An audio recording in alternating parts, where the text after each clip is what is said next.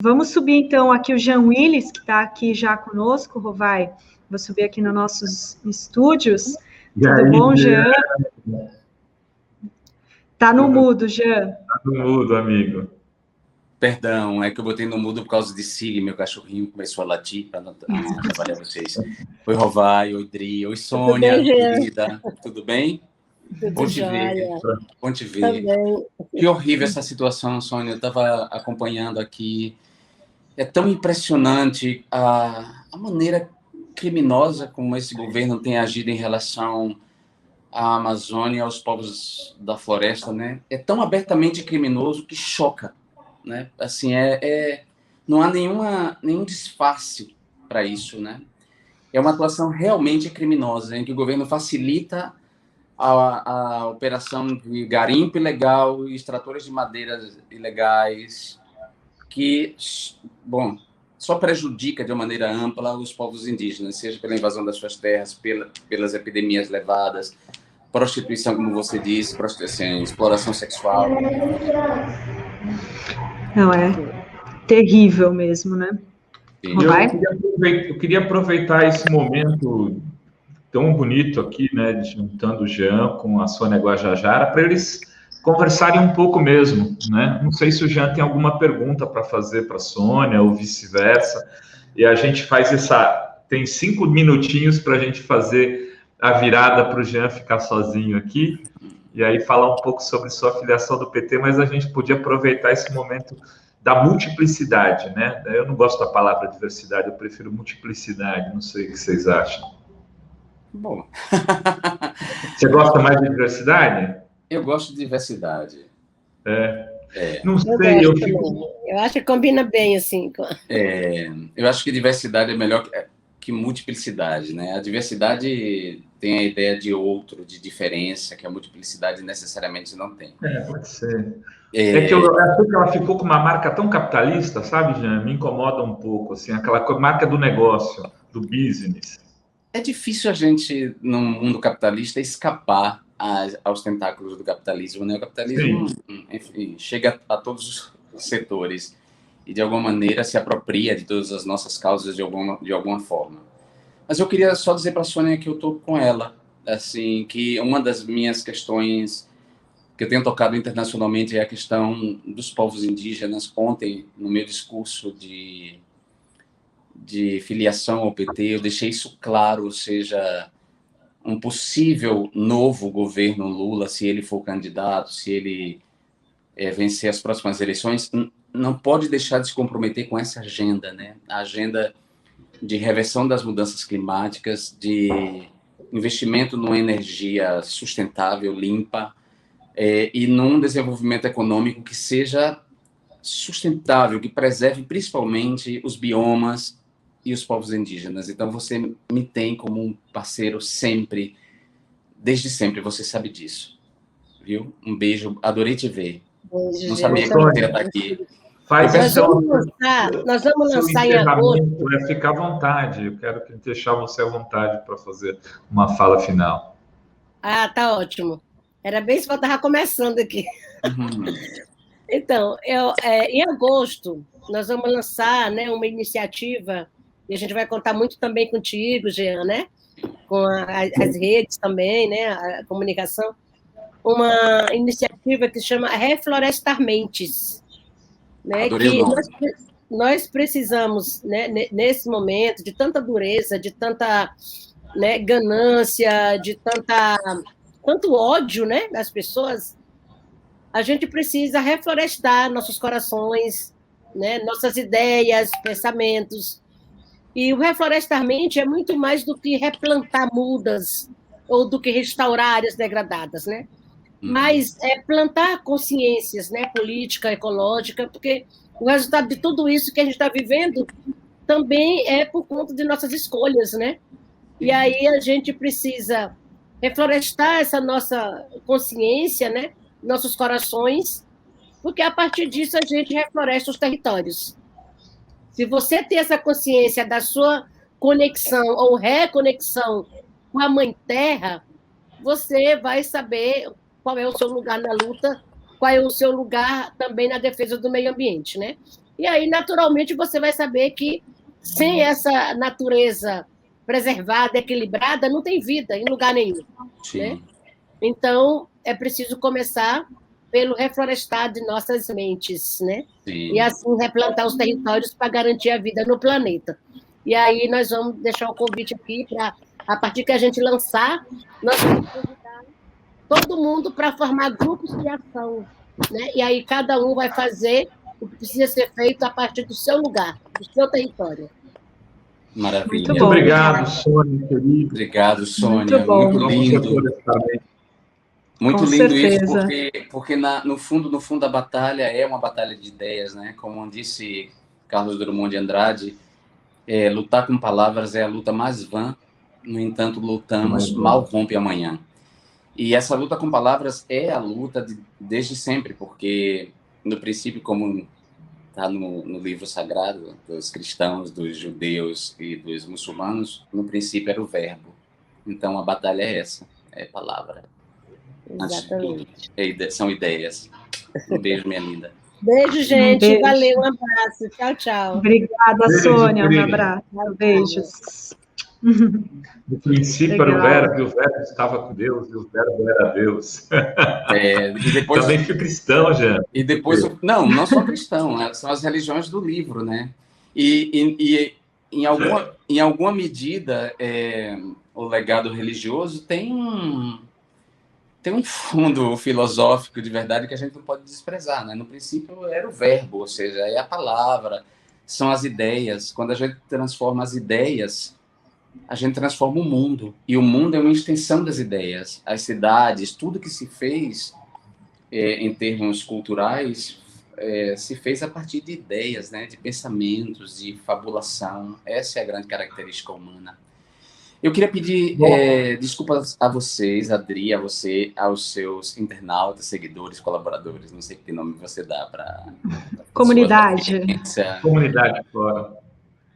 Desculpa a cara de cansado, eu não dormi, eu fiquei tão emocionado e tão, sei lá, agitado, ansioso, que eu não dormi. Eu fui ler as coisas, sabe, responder as pessoas, foram muitas mensagens, então me perdoem essa cara, eu estou de fato virado, assim, fiquei lendo. Então... Nem parece, tá? Tá inteiro. Você tá morando sozinho aí, Jean? Sim, moro sozinho, quer dizer, agora... Imagina esse turbilhão de emoções depois que você viveu ontem. Foi uma live muito emocionante, né? Sim, imagino para ti. Muita gente ouvi falando, eu chorei, eu me emocionei, eu me lembrei disso. Aí ficar sozinho, velho, como é que foi isso?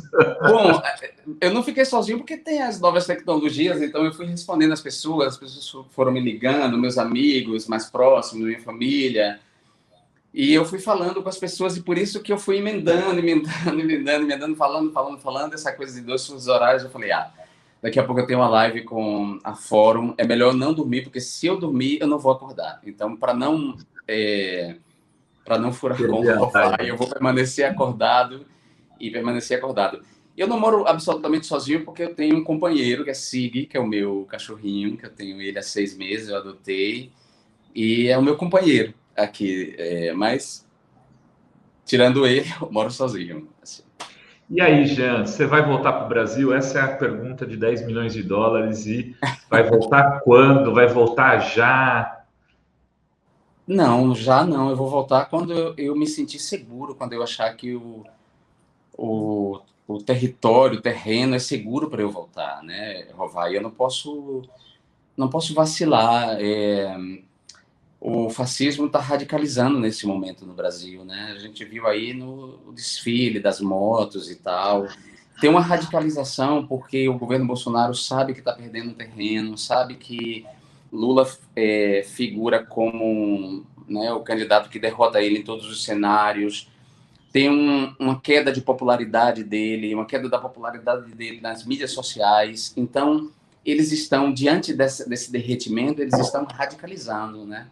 Um rato acuado pode ser muito perigoso. Ainda que acuado, todo rato, quando é acuado, ali é que ele se torna mais agressivo e mais perigoso. Então, eu vou voltar quando eu achar, as condições me garantirem uma segurança, né? E aí eu vou voltar, mas voltando ou não, eu estarei na campanha, já estou na campanha, na verdade, se o presidente Lula se candidatar mesmo, já estou na campanha dele desde sempre, porque a gente tem que concentrar forças no que pode dar certo. A gente precisa recuperar, começar a reconstruir uma democracia que já era construção, como eu falei ontem, e que ainda em processo de construção começou a ser arruinada. Então, desse arruinamento, a gente precisa construir de novo a democracia. E a única candidatura potente para isso é a candidatura do presidente Lula, se ela se confirmar, né? Então, eu já estou na campanha desde sempre. E como é que se deu, assim, esse vou para o PT? Foi uma construção uma reflexão mais longa, ou de repente foi isso? O Lula é candidato, eu quero fazer a campanha dele? Foi, sobretudo, a partir da devolução dos direitos políticos ao presidente Lula, né? Quando ele teve os direitos políticos devolvidos, que um clima de esperança, né, um vento de esperança varreu o país, ele fez aquele discurso, coincidentemente, no dia do meu aniversário, e eu fiz uma pintura que vai ser dele, vou dar ele de presente, que é uma vela acesa, refletida no chão, com uma estrelinha assim do PT sendo iluminada. Naquele momento, eu entendi que era preciso concentrar forças para recuperar. A gente não vai recuperar o que perdeu, mas para a gente reconstruir o que foi arruinado. Então, eu já estava mesmo distante da vida partidária, no PSOL, já estava com uma atuação mais ampla, assim, fazendo uma análise mais ampla do país, sobretudo na relação do Brasil com o sul global, né, com a América Latina, Caribe, Ásia, enfim, já estava distante da vida partidária, então não acompanhava mais as questões do PSOL, e eu já estava identificado, há muito tempo eu estou identificado no imaginário popular como um petista, embora até ontem eu não era petista, mas as pessoas me identificavam e não entendiam que minha defesa, minha crítica à Lava Jato era uma defesa da democracia, do Estado Democrático de Direito, que eu agia por princípios. Então eu falei, já que as pessoas me associam mesmo e que agora é hora de concentrar esforços no Lula, eu vou fazer um ato que é mais que um movimento político, né? Porque a minha filiação não foi uma simples filiação. Eu decidi fazer dela um movimento político de enfrentamento ao antipetismo, que carrega o fascismo, de fortalecimento da campanha do Lula, de uma mensagem para o campo democrático, para o campo das esquerdas, e que a gente precisa estar mais unido, e de comprometimento, desde já, dessa coalizão com questões que a gente não pode voltar atrás, que a gente não vai voltar atrás, né? Como as questões climáticas, enfrentamento às mudanças climáticas, ao aquecimento, decorrente do aquecimento global, né? Necessidade de um novo paradigma de desenvolvimento econômico, as questões de sexualidade e gênero, ou seja, gays, lésbicas não vão voltar para o armário, transexuais não vão deixar suas identidades, as mulheres precisam de paridade nos parlamentos, de direitos sobre seus corpos, ou seja, as questões de gênero elas não vão retroceder, e depois a questão da desinformação, né, do combate à desinformação, que é um grande mal que, digamos assim, que está junto com essa pandemia. Tua tese de doutorado, inclusive, né? Eu estou estudando o fenômeno, a questão das fake news e discursos de ódio no Brasil, corpus, analisando essas fake news, agora também fazendo uma espécie de comparação com outros processos decisórios em que as fake news também, a desinformação, na verdade, né? Porque há todo um debate em diferentes áreas, inclusive na ciência política, que prefere usar o termo desinformação a fake news, porque notícia falsa já era perpetrada pelos meios de comunicação massivos, né? Pelos meios de comunicação de massa, ou seja, os jornais, a televisão já flertavam, de alguma maneira, com fake news. Eu prefiro dizer que são dois processos distintos de desinformação que agora, na convergência digital, se interconectam, né? São processos de desinformação que, às vezes, andam juntos, se colaboram e se reafirmam. Aqui fazendo só um parênteses, até porque quando esse conceito de desinformação também ele é muito amplificado por alguns setores e transforma a grande fake news, às vezes, num erro jornalístico. Tem gente que conceitua desinformação num nível que a ampliação desse conceito acaba fazendo com que aquilo que é realmente importante fique menos importante. Sim, claro, porque no exercício do jornalismo, um jornalista pode cometer erros, e aí é dever do exageros. Exageros, ou seja, é dever do veículo, uma vez que esses erros sejam cometidos, se desculpar, se justificar, publicar a informação correta, ou seja, rever, né? Isso não é desinformação. A desinformação programada é aquela que quer confundir deliberadamente a opinião pública e apagar a linha que separa a verdade de mentira, fatos de opiniões, manipulações e por aí vai.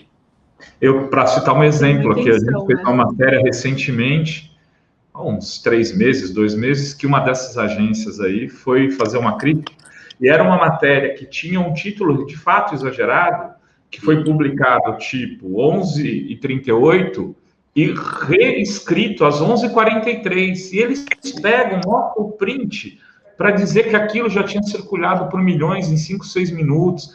Quer dizer, aí você fala... Ou então coisas como aquela clássica que a gente sofreu penalização, foi para a CPI, que foi a matéria do Papa. Que a gente fez a matéria, a gente estava absolutamente correto, cumprindo com rigor, a gente tinha informação, tinha a fala em on do agente do Vaticano que esteve visitando, que foi entregar o tal terço, e todas as agências de checagem nos classificaram como fake news. E até hoje, Jean, não se corrigiram. Sim. Não se corrigiram. É gravíssimo esse poder gravíssimo. Que as agências têm. É gravíssimo. E, assim, um desafio que a gente tem quando a gente vencer, quando a gente entender melhor e criar mecanismos de proteção e garantia da informação como direito humano às pessoas, quando a gente entender esse novo ambiente comunicacional e a cultura digital e determinados procedimentos do mundo analógico forem desenvolvidos para a cultura digital, a gente não pode restaurar simplesmente os poderes de veículos massivos que migraram para a internet. A gente não pode reafirmar esses poderes, principalmente de jornais que perpetraram fake news, desinformação e que agiram de maneira desonesta intelectualmente. Então, é preciso a gente investir no novo jornalismo. A gente precisa entender que as agências de checagem não são absolutamente desinteressadas, né? Muitas delas estão ligadas aos próprios veículos de comunicação. Então, há um interesse das agências, por exemplo, em classificar a Fórum como fake news, claro, porque a Fórum é concorrente dos meios comerciais, né? E os meios comerciais querem ter o monopólio da informação. Então, é preciso que a gente fique atento. As agências de checagem são muito boas, mas o alcance também não é tão grande assim. Quando eles publicam desmentidos e pesquisas, não tem um amplo alcance. Mas a gente não pode tratá-las como absolutamente desinteressadas. E se elas fossem absolutamente desinteressadas, elas não fariam esse tipo de coisa com a Fórum ou com outros veículos de mídia alternativos. E você acabou de ganhar um processo, né? Contra as plataformas, e as plataformas não estão. Peraí. Calma, é que eu falei, acho que o Rovai estava no delay, e eu perguntei do processo do Éder Mauro, que você acabou de ganhar também. E ele, esse deputado, inclusive, que está ameaçando as mulheres, né, parlamentares na Câmara. Bom, é um cara que confessou na tribuna que já matou pessoas, né, que está ligado a esquadrões da morte, a grupos de extermínio. Essa vitória foi muito importante, ela cria uma jurisprudência muito poderosa, que as pessoas não deram muita atenção, mas que é muito importante, porque essa sentença do STF retira do guarda-chuva da imunidade parlamentar é o crime de calúnia, injúria e difamação. Ou seja, um deputado não pode usar a sua imunidade parlamentar para, de maneira deliberada, difundir uma mentira, uma informação falsa, ou falsificar documentos públicos, como foi o caso dele, porque ele falsificou uma audiência pública, o vídeo de uma audiência pública, para sugerir que eu tinha dito uma coisa que eu não disse. Então, essa vitória foi importante. Claro que ela não repara completamente os danos que a mentira dele me causou, como há um ditado que diz que a mentira viaja de avião e a verdade viaja no casco de uma tartaruga. Ou seja, nunca repara os danos, mas é uma vitória importante e cria essa jurisprudência que é preciso prestar atenção. Ou seja, os filhos de Bolsonaro, aquela presidente da CCJ, que é uma mentirosa, quanto mais, uma compulsiva, a outra lá, a Carla Zambelli. Isso, Carla Zambelli, essa gangue. Essa gangue não vai poder mais perpetrar mentira como eles perpetravam e esperar que a imunidade parlamentar proteja eles, porque essa decisão do STF, ela cria uma jurisprudência. Então, as pessoas podem botar processos parecidos. O Felipe Neto está processando um monte de gente aí que tem difundido fake news contra ele, mentiras horríveis, torpes, assim como fizeram comigo, né? Então, essa decisão é importante e é preciso que a gente preste atenção nela. Ô Jean, ontem eu estava assistindo a tua live, e aí, mais pro final, assim, chegou a Haddad, com um jeitinho todo jeitoso, e te deu uma cantada para você ir sair candidato a deputado em São Paulo. Não foi explícito, ele é delicado. Olha, Jean, cidade de São Paulo, lá. E você deu uma resposta do tipo, se no pacote tiver incluído você, que eu entendi que você é candidato também, eu posso ser. Não, bom, ele deve ser candidato, né? Ele deve ser candidato ao governo, algo do tipo.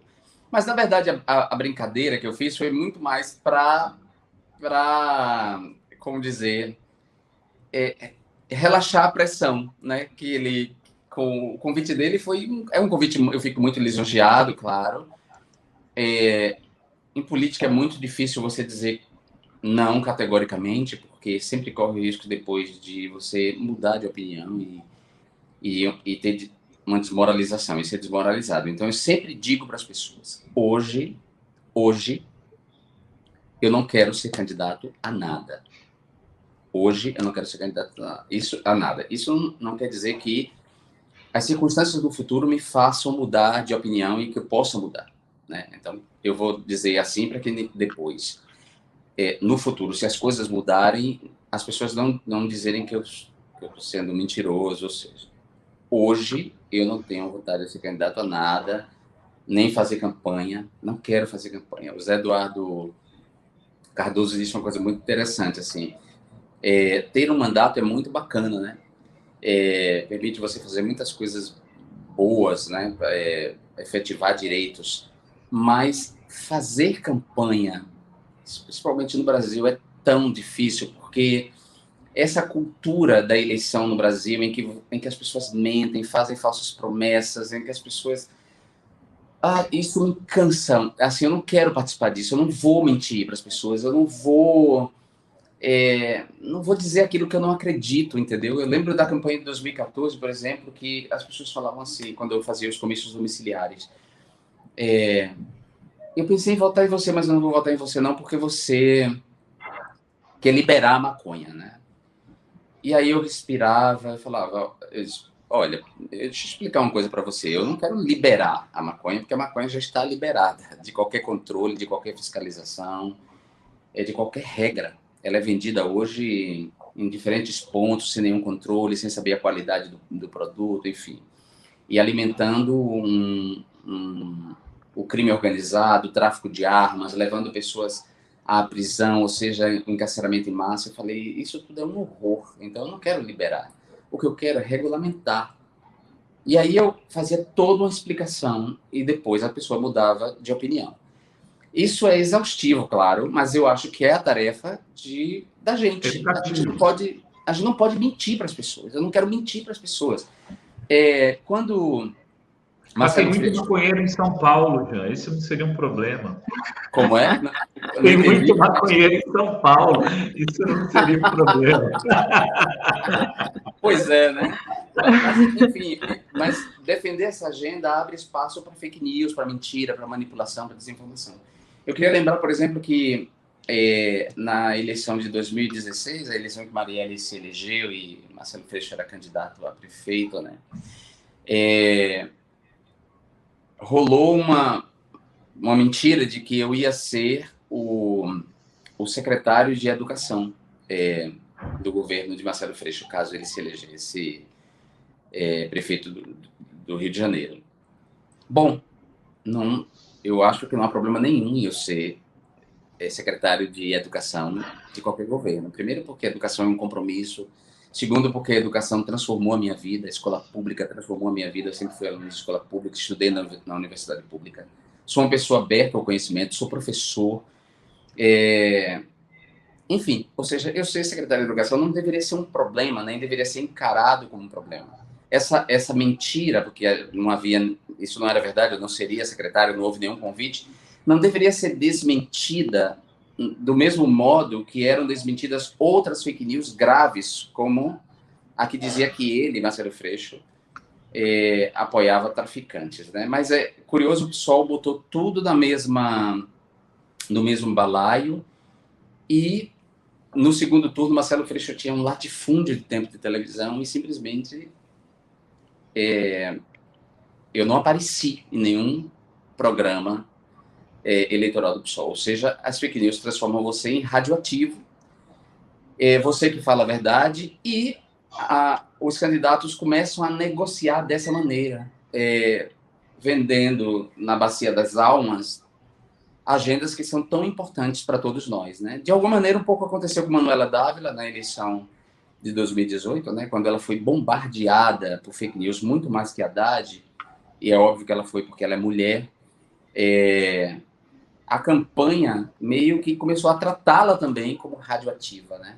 Ou seja, ela virou um problema para a campanha porque a quantidade de mentiras contra ela era tão grande que, em vez de enfrentar as mentiras, não, os candidatos e a campanha preferem afastar a gente, né? Quer dizer, esse é um tipo de escrotidão que a gente não pode mais admitir, porque a extrema-direita ganhou terreno e se elegeu e virou hegemonia justamente porque ela trata dessas questões de uma maneira muito interseccional. O ódio da extrema-direita é muito interseccional, enquanto a esquerda fica com esses pudores, porque nós vamos dialogar com os evangélicos, então, como vamos dialogar com os evangélicos, a gente não pode falar das questões LGBT. Não. A gente vai dialogar com os evangélicos dizendo a verdade para os evangélicos, sendo pedagógico com os evangélicos. Essa é a função da esquerda. Dizer a verdade, moldar sua linguagem, fazer peças de comunicação que toquem as pessoas e não mentir, e não abandonar as pessoas, essa agenda, na Bacia das Almas, né? Isso é porque o marketing político é absolutamente conservador, né, Jean? Ele é um marketing baseado em pesquisas qualitativas de grupos pequenos para determinar o que você deve ou não dizer para não incomodar certos grupos. Então, toda a produção marqueteira acaba sendo referenciada nisso, quase em todos os casos, não é em nível geral, mas é isso que acontece. E as conduções das nossas campanhas também são baseadas nesses marqueteiros e em políticos que se convencem desse tipo de engenharia, né? Sim. Ou seja, não, tem que tomar cuidado com isso, com aquilo outro.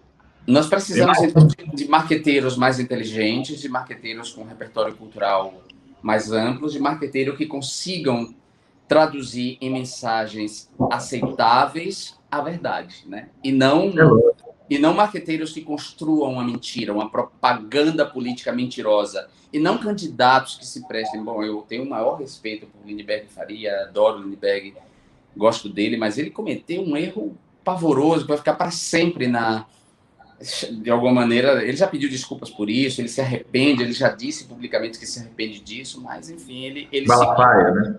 O Malafaia, exatamente, né? Quer dizer, aparecer orando ao lado de Malafaia.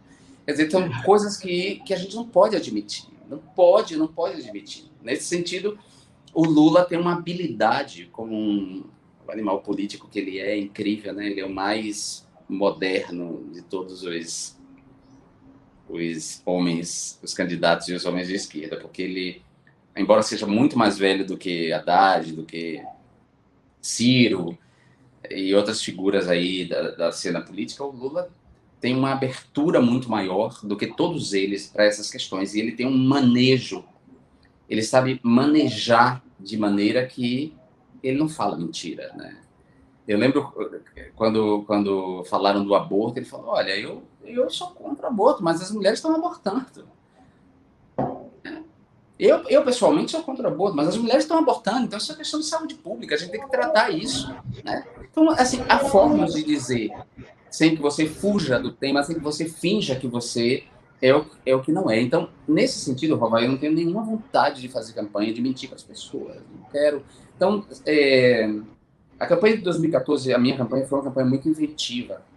Muito inventiva. A gente mudou, foi um conceito novo de campanha e saímos vitoriosos, com 145 mil votos, uma campanha que custou 70 mil reais. Eu teria que reinventar aquela campanha de 2014, né? Porque em 2018 eu não fiz campanha por causa da violência, das ameaças de morte, eu não tinha como fazer campanha. Inclusive, nas redes não tinha como fazer campanha, porque eu estava permanentemente atacado pelos bots, pelos perfis falsos. Então, eu teria que reinventar completamente a campanha de 2014, pensar em ter ideias de modo que eu não faça essa campanha, porque eu não quero fazer. De verdade, eu não quero fazer. Eu não gosto de pedir voto para as pessoas, eu não pedia voto em 2014. Eu terminava os comícios domiciliares e dizia, bom, agora vocês sabem o que é que eu penso e o que eu proponho. Vocês votam em mim se vocês quiserem. Eu não dizia, vota em mim, porque o voto é livre, as pessoas votam em quem quiser, e além disso, as pessoas, na solidão da urna, fazer outras escolhas. Então, eu não gosto de pedir voto, não vou pedir voto, e também não... O eleitor tem uma dimensão do eleitor, por causa da cultura eleitoral no Brasil, né, os currais eleitorais, aí uma concepção equivocada da política, o clientelismo, né? Essa coisa toda. Então, o eleitor também tem um comportamento em relação, sobretudo os eleitores mais pobres, da classe C e tal, tem uma relação com a política durante a campanha que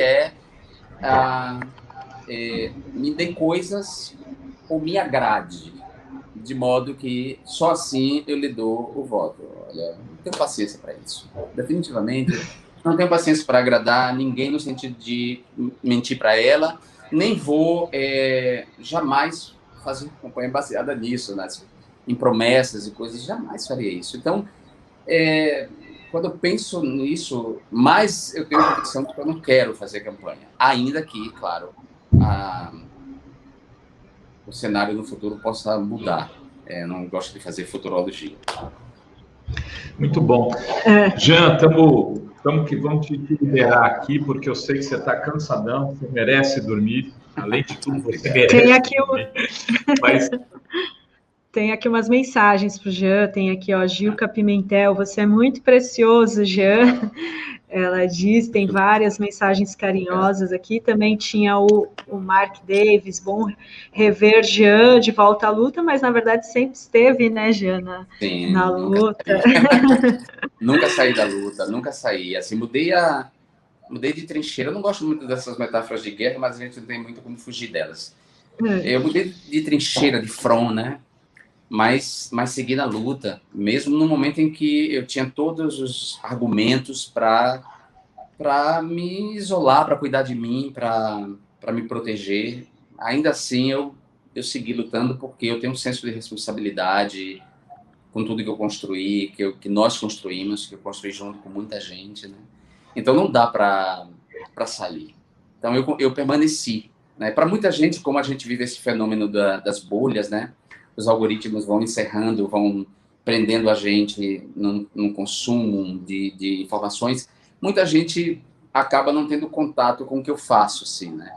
E aí, agora, essas últimas notícias sobre a minha filiação ao PT, um pouco que furou as bolhas todas e meu nome voltou a circular. Então, tem muita gente que pensa que eu já voltei para o Brasil Tem muita gente que pensa que eu voltei para a luta agora, quando na verdade eu já estou há muito tempo, nunca deixei, enfim. É isso, nunca saí. Legal. Muito bom, né, Dri? Não, acho que vamos liberar o Jean. Vamos liberar o descanso, né? Aí, se ele quiser fazer um agradecimento ao público. Bom, eu quero agradecer muito, na verdade, a vocês, às pessoas que acompanharam aqui até agora essa entrevista. Perdoei meu cansaço. É uma mistura de felicidade com ansiedade. Eu também soube que a presidenta Dilma Lee, que ela deu uma entrada, passou mal e deu entrada no hospital, então eu quero muito que não seja nada, de que ela esteja muito bem. Eu adoro a Dilma, eu adoro o Lula, e, como eu disse, a minha filiação ao PT, além de todos os argumentos que eu já apresentei aqui e apresentei ontem, também é um reencontro comigo mesmo, sabe? Porque o meu processo de politização teve a ver com a própria ascensão e formação do Partido dos Trabalhadores e das Trabalhadoras. Nesse movimento, um partido-movimento, né? Então, a campanha de 89 foi uma campanha que me marcou muito, embora eu não votasse em 89 ainda, não tinha idade para votar, mas eu fazia campanha já para o Lula, inclusive tendo problemas com meu pai, porque meu pai, como pobre de direita, né, queria votar no Collor de Mello, e eu tinha brigas homéricas com ele, porque eu e George, meu irmão, dizia, o senhor não pode votar no Collor de Mello e tal, enfim. Para convencer. Legal. Isso. Maravilha. Meus amores. Muito obrigado, Jean. Estamos chegando ao final do programa, né, Dri? Obrigada, Jean. Deixa eu fazer uma revelação aqui, então, para quem nos acompanhou até agora. Quinta-feira, às 11h30, tem Lula aqui. Lula vai vir aqui fazer uma entrevista exclusiva conosco para falar sobre FHC, Jean Willis no PT, enfim, tudo que está rolando de articulação, a ida dele a Brasília, com quem ele falou, o que ele falou. Então, quinta-feira, 11h30. Maravilha. Obrigada, Jean. Obrigada a todos que estiveram conosco. Uma excelente tarde. A gente volta amanhã. Beijos. Beijo.